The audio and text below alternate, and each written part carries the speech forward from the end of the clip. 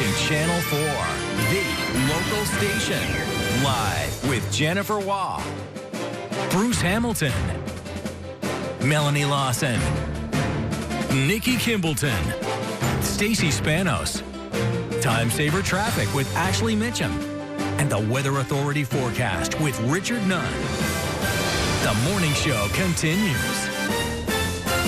Well, chances are that you or someone you know has had an account hacked. Actually, I have. But do you know how the cyber attacker broke through? Hackers have tricks that they use to get your passwords, but there are some ways that you can protect yourself. So joining us this morning is James Jardine. He's the principal security consultant with Secure Ideas. So thank you so much for joining us. Thank you for having me. So you and I just had this conversation. I was telling you that I just recently got hacked on my email, and I said, I don't know how this happened because I've had the same password for years. And your response was, that's probably what happened. Yeah, that's probably what led to it. So what should you do to make sure that doesn't happen to you? Well, one of the things you want to do is you want to make sure that you're rotating your passwords, as you kept yours for so long.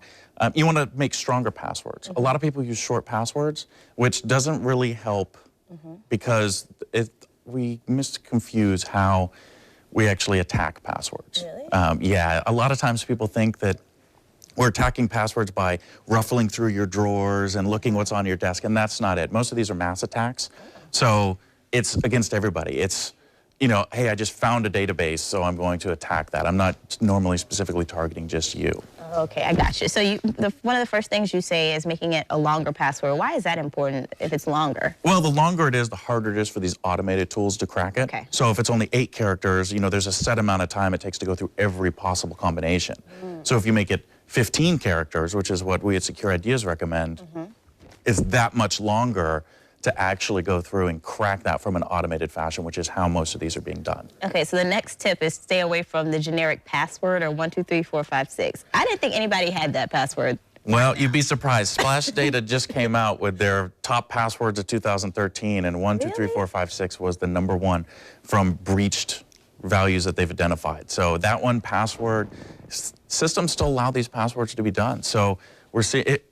I always like to think of people as electricity. They take the path of least resistance. That is so if you let it. me use the word password, I'll use the word password. And what about just using the same password? Because I know a lot of people are like, I can't remember all these different passwords for everything I have. So they kind of use the same one or a slight variation. You don't recommend that? No, definitely don't recommend that. We're seeing a lot of databases now get breached. You know, you see Yahoo, LinkedIn, all these companies are losing passwords. So as soon as somebody finds what those common passwords are, they can start using them on your other sites if that's where you're using them. So you definitely want to mix them up. And what about the username too? Yeah, username, you know, just because we're getting usernames and passwords at the same time in these breaches where we steal these credentials.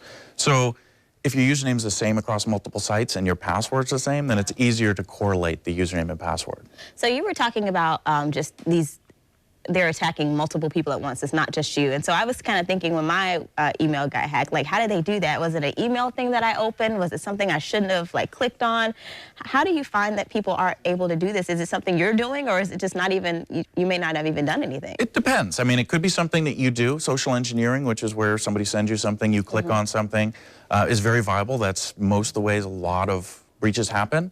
But it could also be from databases that have already been breached, that password's out there, and people just found it. You know, being a public figure, you know, you be more of a target of specific approach. And then what can you do? Because I tried to go change my password. Is it too late at that point? It's not too late, but you want to definitely try to change your password as soon as you find out that it's been breached. Find any other sites that you're using that same password on and change those right away, so that way they can't go to another site.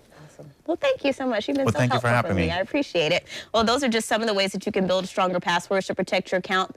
We put a full list on news4jax.com. All you have to do is click on the morning show page.